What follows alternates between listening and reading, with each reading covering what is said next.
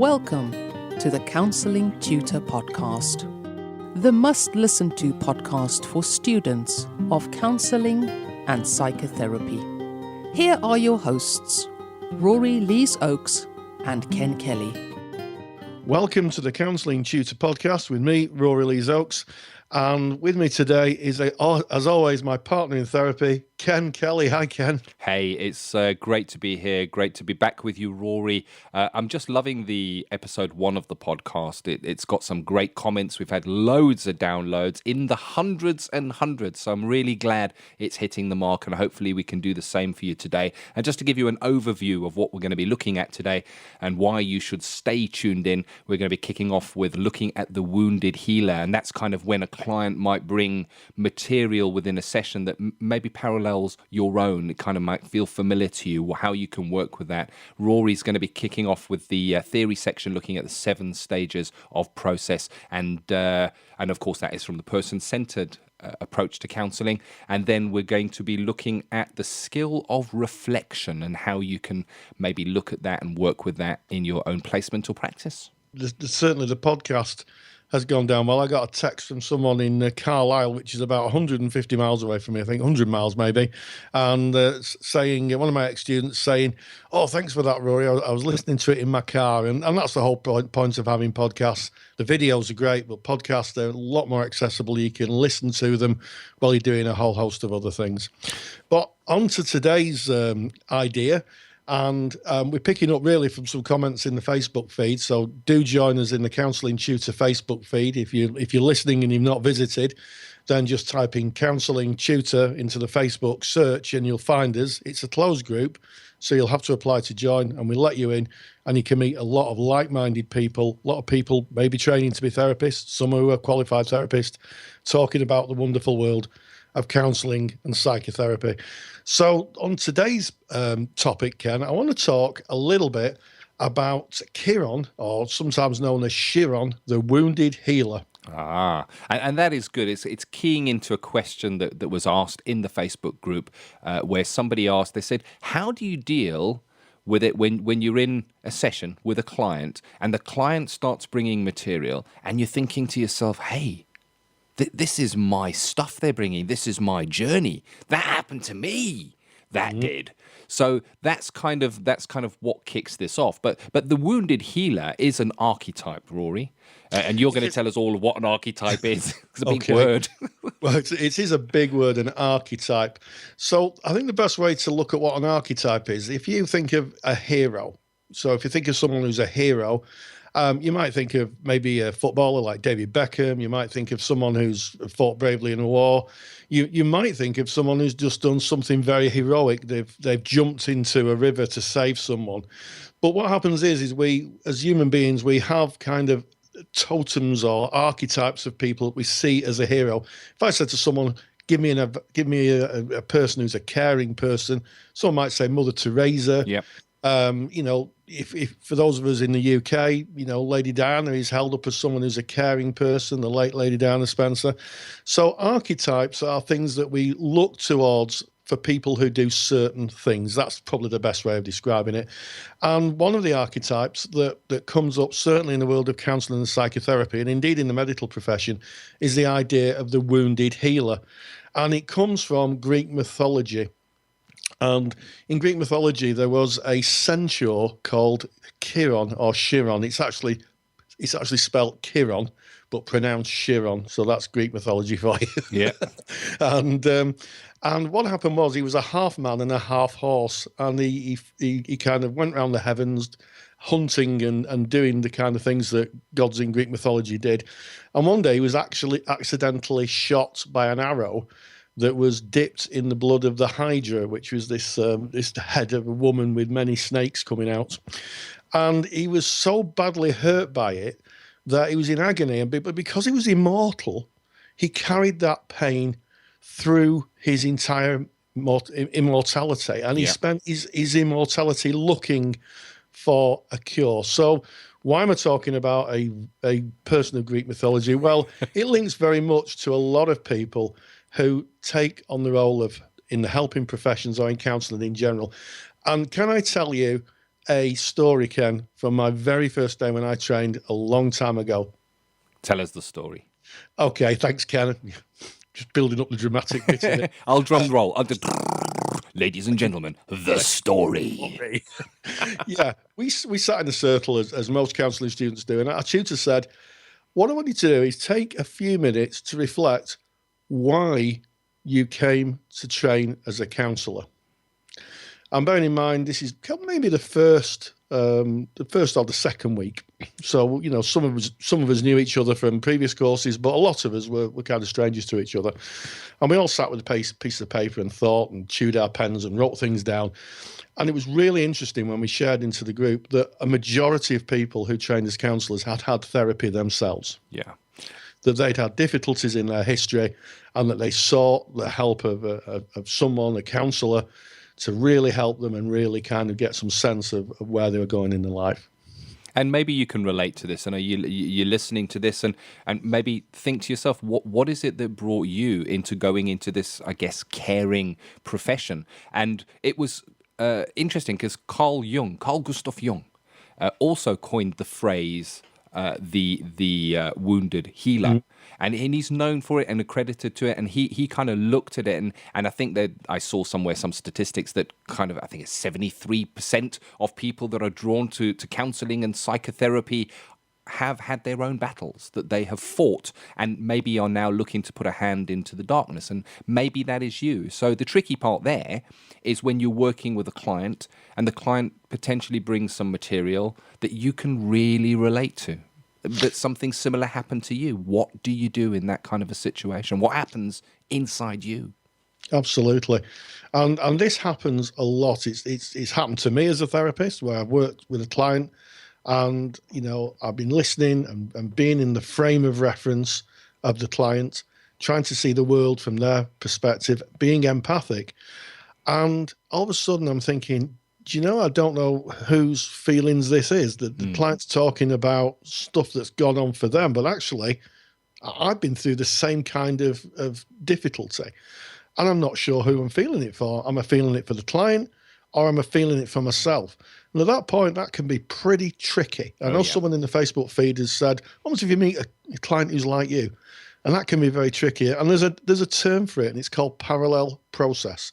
In other words, your process, your kind of feelings and your journey through some difficulty is paralleled by the client going through maybe the identical process, a divorce, for instance. Someone may have gone through a divorce, you've seen the client talking about that, but also you've gone through a divorce, and all of a sudden you're thinking, I don't know whose stuff this is. Is it the client's stuff or is it my stuff? And there's a danger in that as well. So you may be in that session and the client may bring something that you yourself went through, and potentially you made it through there and you had a certain route that you followed to get through there. You did certain things to get out of it. The danger is in trying to lead the client or guide them to take the route you did because it worked for you, because it's not your stuff, it's their stuff. And it's about respecting them to find their own way. So if I was to give you a hard example of that, there are people who get into recovery from drugs and alcohol. And they may potentially be drawn to go and work in recovery services, helping others that are struggling with addictions to kind of find their way out. Here's the truth. There's many ways or many routes out of being in active addiction.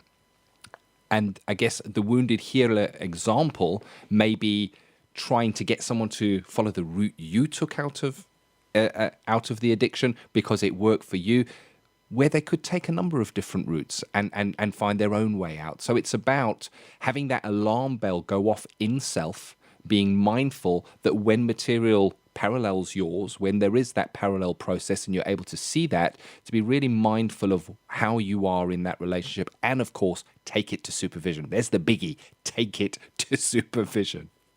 Absolutely. And, I was, when I read the post on the Facebook feed, one of the things that kind of struck me was I was just so pleased that the person had identified it. That's the key thing, because a lot of the stuff that gets us into trouble when we get kind of caught up in client stories, or we can't separate our story from the client's, is subconscious. So by the very fact this person had identified it means that it can be worked with. it can be worked with, and it can be worked with, as Ken said, in supervision. So you can go to the supervisor, and the supervisor will help you untangle your material from the clients.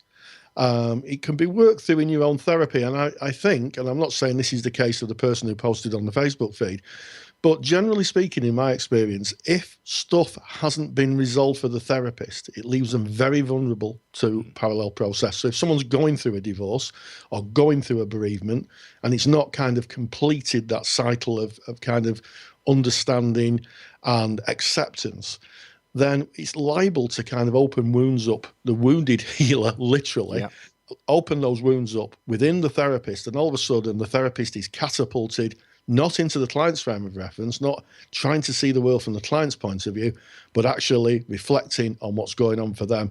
And at that point, the therapist is literally not present in the counselling relationship.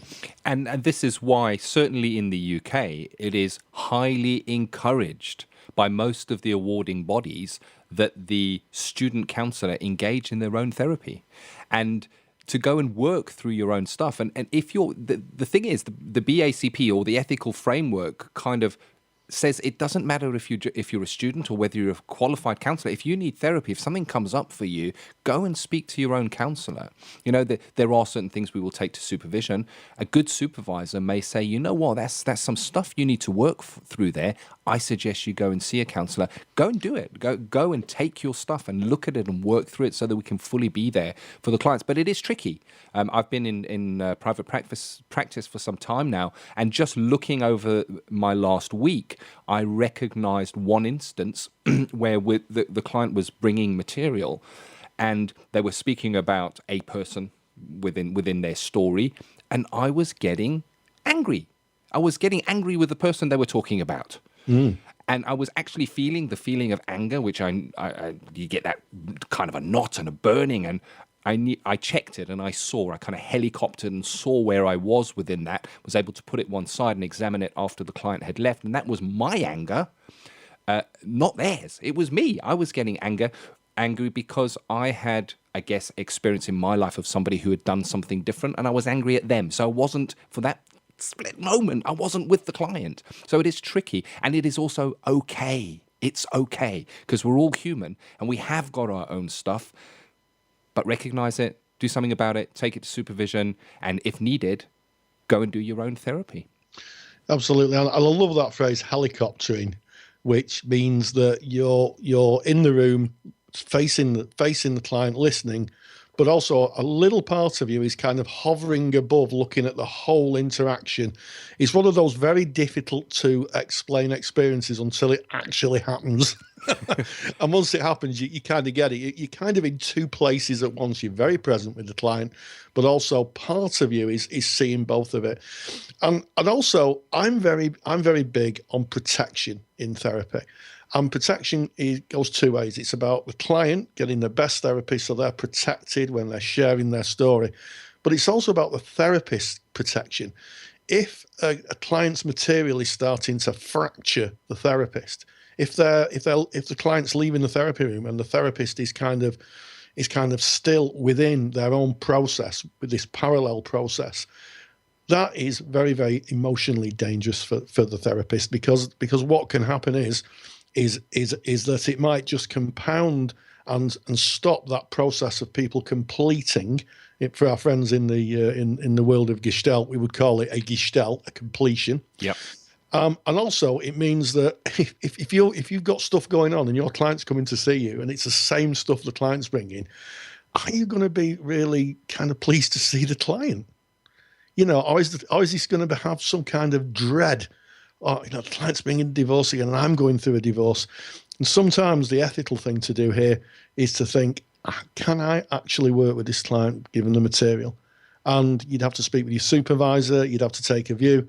But some cases, you know, politely referring on, disengaging from client work is fine in the protection of both you and the client. And I guess as we come to the end of this section, we're not here to give advice. We're not here to give you the answers. What we are here to do is to debate this and chat about it. Take this topic into your groups. Go and speak with your peers. Go and speak with fellow learners. speak about it on the Facebook, speak about your experiences, and hopefully just kind of acknowledging it, talking about it, seeing it will give some kind of movement for you. Yeah, and I think, as we come to the end of this segment, in counselling, just talking about the stuff that's going on for you is quite powerful because it frees other people to talk about it, and it normalises it. In other words, that you think, I'm the only person in the world who's going through parallel process. You share it in your group with your training peers, and you might find that there's one or two go, well, actually, that happened to me. So there you go, wounded healer. Something there for you to have a think about and maybe to process for yourself, maybe something for your journal if you keep one as well. And moving on from the wounded healer, where I guess in a way we've been kind of linking what's going on within us to our practice. And a man who is an expert of linking theory to practice is Rory. And today Rory's going to be speaking to us in depth about the 7 stages of process. Counselling Theory with Rory Lees-Oakes. Welcome to Counselling Theory with Rory. And in this podcast, I'm going to be talking about the 7 stages of process, sometimes known as counselling as a process. And it was developed by Carl Rogers, who developed person-centred therapy. So before I go on to talk about the 7 stages of process, I'd like to talk about what you need to facilitate the 7 stages of process working, or that process becoming developed in clients. And you need to show the core conditions. So linking theory to practice, counselling processes and behavioural change only happens if clients feel that they're not judged, that they're listened to, and that the person who is their therapist is genuine. And sometimes we call that the core conditions. So the first point I get across is that without those core conditions, counselling processes and processes within clients really, really can't start to kick in and start to exist. So the 7 stages of process is a theory. That's the first thing. And Rogers' theory was that people move through 7 distinct ideas of the world. And as they move through these stages, they're more able to take ownership and to live life on life's terms. And by that I mean that sometimes life can be cruel, it can be unpredictable, and it can't sometimes not be fair. And clients, and in fact a lot of individuals, struggle with the idea of the unfairness of the world. And the 7 stages of process shows us how people move from a very fixed view of the world. It's everybody else's fault, it's not mine, to a view of the world that is more able to adapt and live life on life's terms. I think that's the phrase I'm going to use a lot in this podcast. I'm also going to give you a download of a handout. So if you're on the Counselling Tutor page, on Counselling Tutor, on the podcast page, if you go to the show notes, I've got a handout for you which explains the 7 stages of process in a little more detail. So on to the 7 stages. Stage 1 and stage 2, you're very unlikely to see clients present for therapy in stage 1 and stage 2. And I'll tell you why. In stage 1, clients are usually quite defensive and they're very resistant to change. So you might have clients saying, well, it's not my fault, it's everybody else's fault. And I'm not going to change. And it's very difficult for people to kind of develop a change in their lives if they think it's not them that needs to change, it's everybody else. So stage 1, clients are defensive, resistance to change, and they kind of hang on to a lot of past experiences, and it's very difficult to get them in the here and now. Stage 2, again, unlikely according to Tony Merry in Learning and Being for clients to present. They become less rigid, but they're still talking of external events, and feelings tend to be unowned. So you say to someone, how does that feel? Someone in stage 2 may very well say, don't know, scary maybe, but no real connection with it. It's just a feeling pulled out of the air that they connect to it. Now in stage 3, this is more likely when clients are presenting for therapy, and they talk about the I a lot. They say, I feel, I think, I experience. And in stage 3, this is really where clients start in therapy and start that process of change. But they might describe themselves as an object rather than themselves. What does that look like in the therapy room? Well, it looks like a client saying, well, I'm stupid. I'm stupid. I'm fat. I'm not very good at this. I'm not very good at that. And when clients talk as themselves as an object, it's a rich area for clients to explore, for therapists to explore where they're getting that idea from. And usually when people come out with very, very object statements like that, it's usually because they're under conditions of worth. It's usually that someone's told them that consistently and they begin to introject it and believe it to be true. Introjected values and conditions of worth. And they also might talk about avoiding discussions of the present. So there might be a lot of avoidance in stage 3. They might talk about maybe the relationship and you might say, well, how does that feel to you? And they kind of avoid it. Oh, well, everybody has difficulties in the relationship, don't they? There's loads of people who struggle. That's the type of stage 3 presentation you might have with a client. In stage 4, clients may begin to build trust with the therapist, and this is the key thing here. Clients trusting the therapist are able to kind of look at the very difficult truths. So if you just take the client who's talked about relationships in stage 3, they may very well say, I really can't live with this person anymore. I really feel devalued by them. They call me names. I feel totally unloved. And as they trust the therapist is able to kind of hold that difficulty, help the client emotionally hold that difficulty. Well, it's explored. So a stage 4 client is someone who will be bringing really, really difficult material and trusting the therapist or the counsellor to work with it and to be very gentle. And sometimes you need to be very gentle in stage 4. Clients are really kind of talking about the stuff that maybe they've never talked about before. Now, as people move into stage 5, they start to make their own decision making. So if we keep on that theme of relationships, stage 5 client may come in and say, I've done it, I've left him, or that job, I hated my boss, I hand him a notice in, I'm going.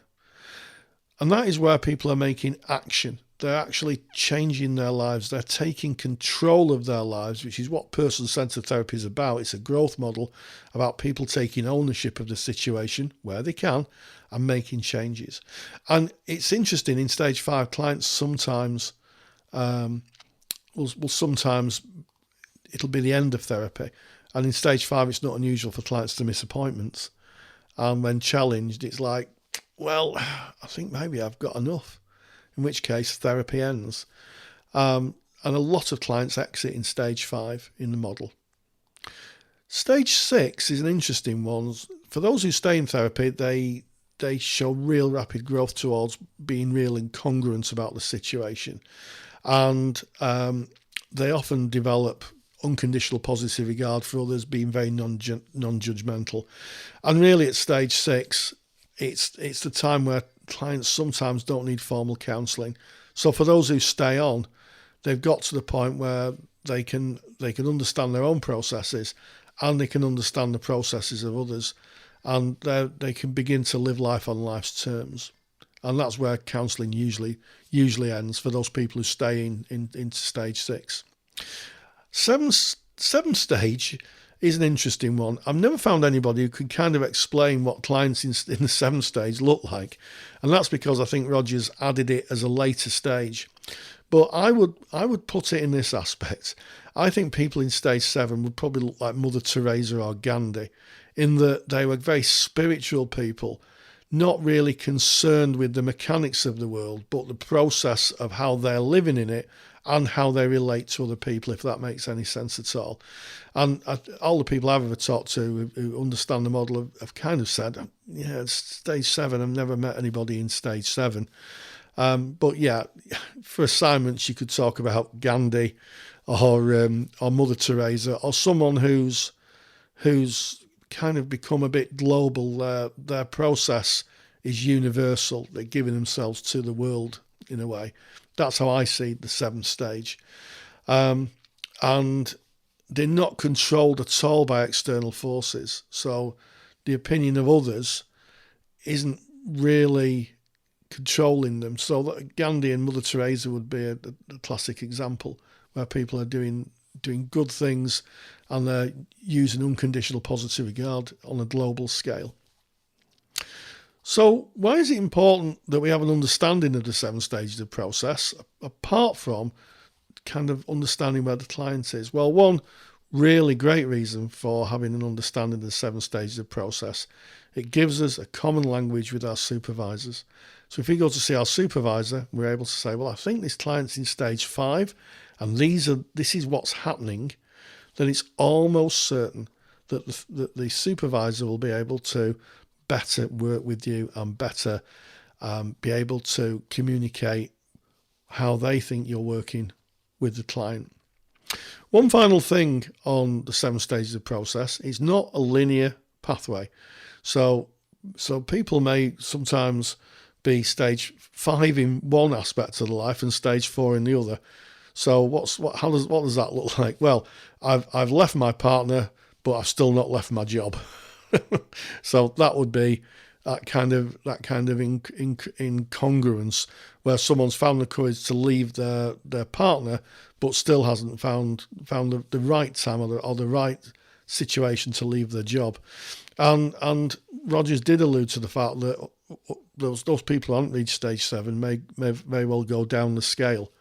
So that's where clients sometimes reappear for therapy. So I hope that's been useful. Don't forget to check the free handout on the show notes page on counsellingtutor.com. And I'll see you in the next theory segment. That is just so nicely explained. Thank you so much for that, Rory. And I know that the 7 stages of process is purely a person-centered bit of theory, but I guess just hearing it, there's so much there that would apply to counselling, psychotherapy in general, and it's just really good to get that overview. So thank you so much. Really appreciated. Oh, thank you, Ken. And I'm really interested in what skill you're going to be looking at in this podcast. Which one have you picked? Counselling Skills with Ken Kelly. Today I'd like to focus on the skill of reflection.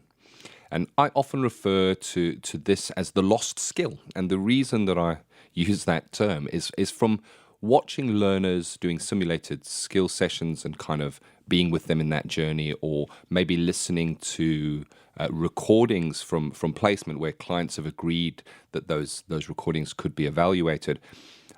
I seldom see the skill of reflection used, and I kind of wonder why that is for myself. And so today it's about focusing down on what reflection is and how powerful that can be in the client's journey.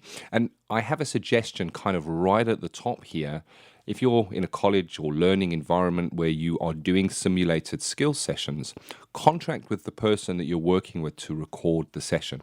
You can use a smartphone. There's no need to bring in massive recording technology. And Carl Rogers was recording sessions really early on when, I guess, recording equipment had just been released.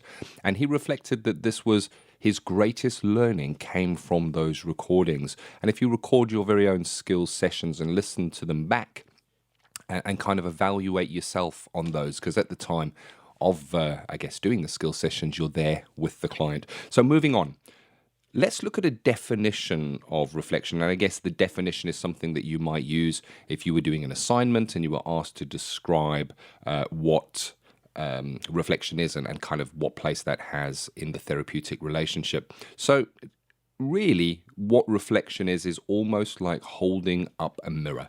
And I guess that's why it is used, the word reflection. What you look at in the mirror is exactly what you see in the mirror is exactly what goes in the first place. It is a direct reflection. It is the same. So repeating the client's words back to them exactly as they said them. That is what a reflection is in its simplest term. So Looking at that a little bit deeper, it's not necessary that you might reflect back the whole sentence. There are times when you might, but it may be that you take a select few words from the sentence, or a reflection can even be one word that the client has brought. When we reflect back like that mirror, we're looking to reflect the tone, the feeling of the words. So the narrative, we're now reflecting that back, but we might match the client's tone. We might match the client's maybe a facial expression they pulled while saying those words, or maybe they hunched their shoulders up when they said, I was so scared, I didn't know what to do. We might reflect that back by hunching our own shoulders, mirroring that body language as well and saying, I felt so scared, I didn't know what to do. So there is ways of how we can define what a reflection is. But why? Why would we use reflection? Is it an effective skill? What does it do within the therapeutic relationship? Well, first of all, and I guess really importantly, and so easy to overlook, is the client feels heard. It's their words that they're bringing over. It's their agenda, and we're only reflecting back the words that they brought. We're not putting our agenda in there at all. That is true unconditional positive regard, respect for the client to set the pace of their journey. And they feel heard, which builds the rapport, and rapport deepens trust within our relationship with the client. Interestingly, the client may actually hear the words as if for the very first time. So think of this, the client's got the material, the narrative, the going around in their head. They share that with you in a session. You reflect that back, and it's a different direction. When the narrative is going around in their head, it's almost going in a circular motion. As soon as they put that out, it changes direction. It's no longer circular within them. It is now out, so it's linear. It is coming out within the therapeutic relationship. You taking that and almost hitting it back, almost like a tennis ball, and the tennis ball that is coming back is their very own words. Interestingly, can sometimes be quite surprising to the client. It's almost like the client is seeing this for the very first time.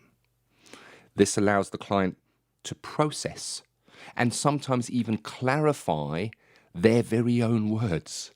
So let me give you an example of that. The client may be struggling with a relationship issue and may bring a narrative along the lines of, I'm really struggling to get on with him in the relationship. He's always bringing me down. It may well be that the reflection is, he's always bringing me down.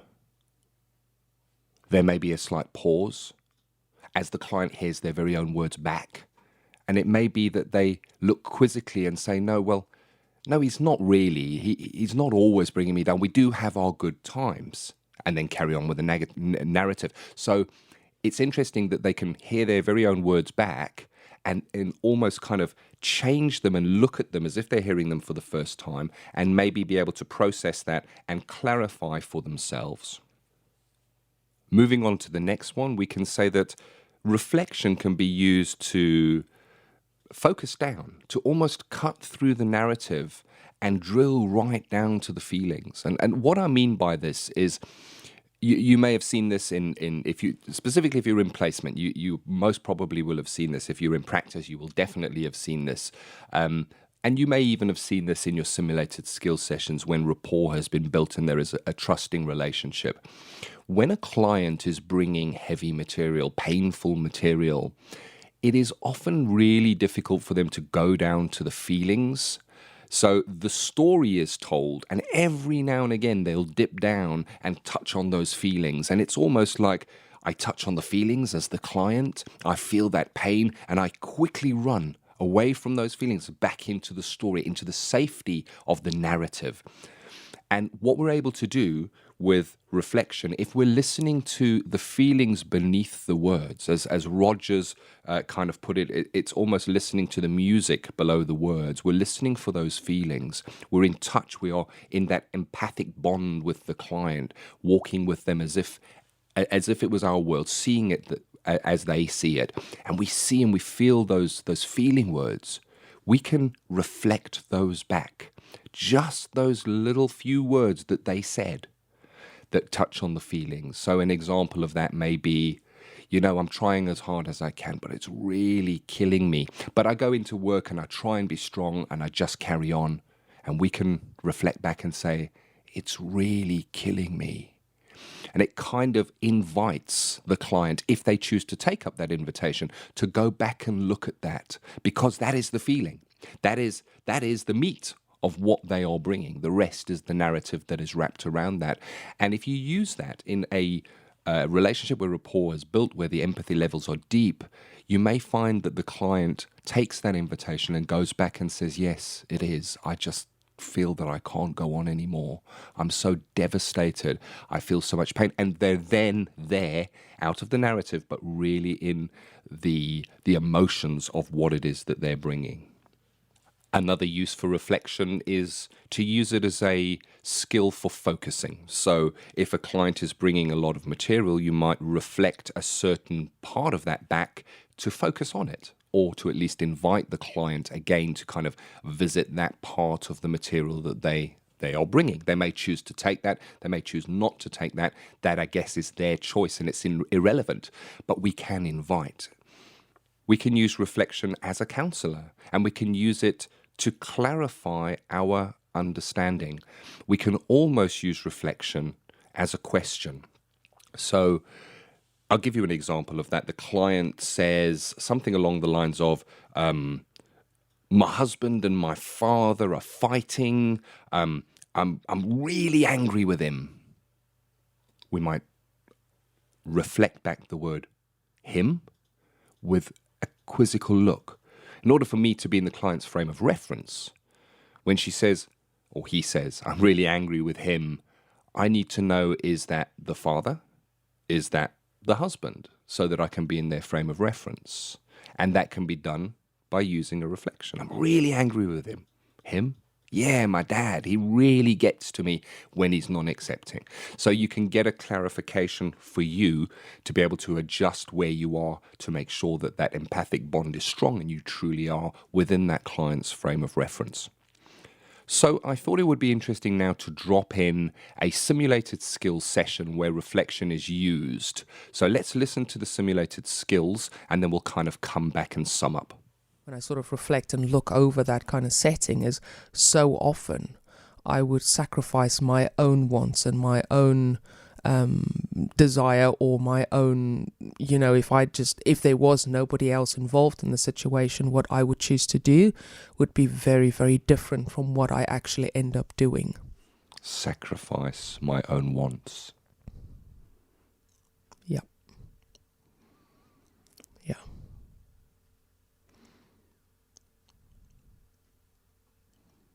Yeah, it really feels like putting that what I would do for my own, out of my own will or my own free choice, I would put that aside and favor what would be the accepted, or in my perception, what I think someone else would rather I do. Or just having a listen over that example where reflection was used to, I guess, reflect the feeling that I felt was underlying what the client was bringing. It was interesting that the reflection caused a moment of silence for the client. The client almost went in and was mindfully looking at that, going back. And if you listen to how the narrative then continues, the narrative continues in a very feeling way where the client has taken that invite and has decided to go and explore deeper the feelings that underlie what she was feeling in that moment. So let's move on and let's look at a different use of reflection from the same session. The thought of doing or maybe expressing my wants and what I would like to do, and that feels very selfish. For some reason it feels like, but why put my own wants and needs in front of what someone else may choose? Why put my own wants and needs in front of what somebody else would choose?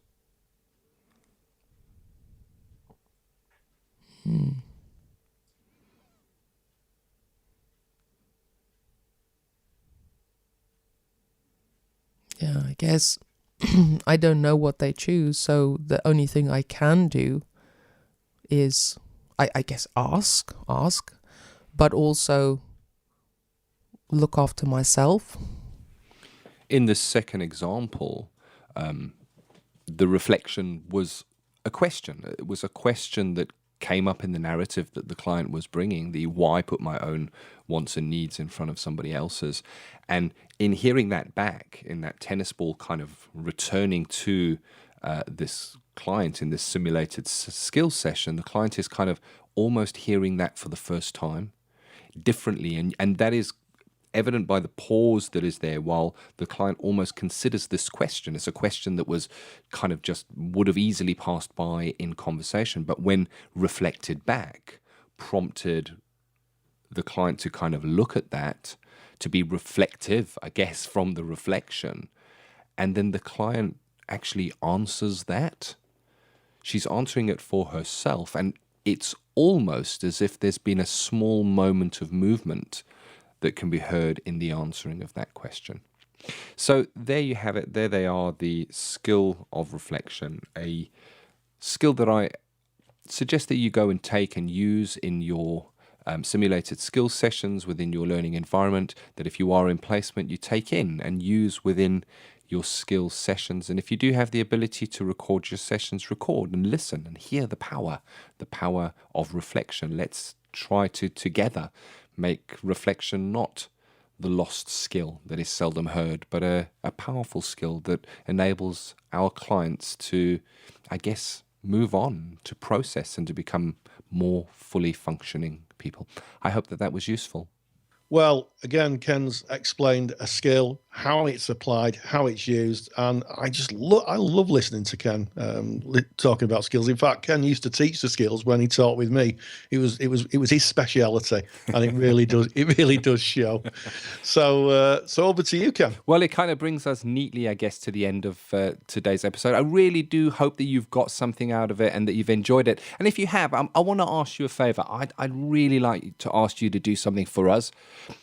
Pop over to iTunes and leave a review for the podcast. It's not difficult to do. You just go to iTunes, find the Counseling Tutor podcast, and it's pretty step by step. You just click on leave a review, and you can put some comments of what you think. And the reason that I'd like to ask you to do that is because iTunes works on a system of the more reviews you have, the more value they put on your podcast, and the higher up in the podcast feed the podcast comes. So by you leaving a review, what it does is it kind of lifts our podcast, and it's going to get seen by more learners, more students, just like you, all over the world. So it's a way of spreading the word. And also, we just kind of really love to hear what you think of it. Leave an honest review. Be congruent and tell us what you think of the Counseling Tutor podcast. And don't forget to put into the Facebook feed, that's Counselling Tutor, search Counselling Tutor on Facebook, and it's a closed group. You just click to join and we let you in. Put in what you want to hear. Tell us what you want in these podcasts and we'll do our best to accommodate you. And taking that one step further, we got a brand new feature that we are starting as from next week's podcast, and it's called Ask Rory and Ken. Now, what it is within the Facebook group, ask a question. If you've got a question to ask, look for the little post that says Ask Rory and Ken. Ask your question there, and we're going to pick out some questions, and we're going to be answering them right here on the podcast. If you're struggling with anything doesn't make sense, or you just kind of want to get clarification on something, hey, ask Rory and Ken on the Counselling Tutor podcast. Oh yeah, and if we can't answer it, we know people who can. Oh, yeah. So we may very well be getting other guests on to help us out in that. Certainly. And of course, we wouldn't leave without asking you to visit our mother website, as it were. It's kind of our home. It's www.counsellingtutor.com. It's really worth visiting. You'll get all the podcasts there, but you'll also get the show notes. You know, we make notes of these episodes. So if you want to get notes on today, on the 7 stages of process, on the skill deal of reflection, or of course look at the Wounded Healer and that parallel process where you can get all those notes right there on our website. So until next time, thank you so much for listening and spending your time with us here today. See you soon. Thank you for listening to the Counseling Tutor podcast. Find the show notes for this episode on our website at www.counsellingtutor.com.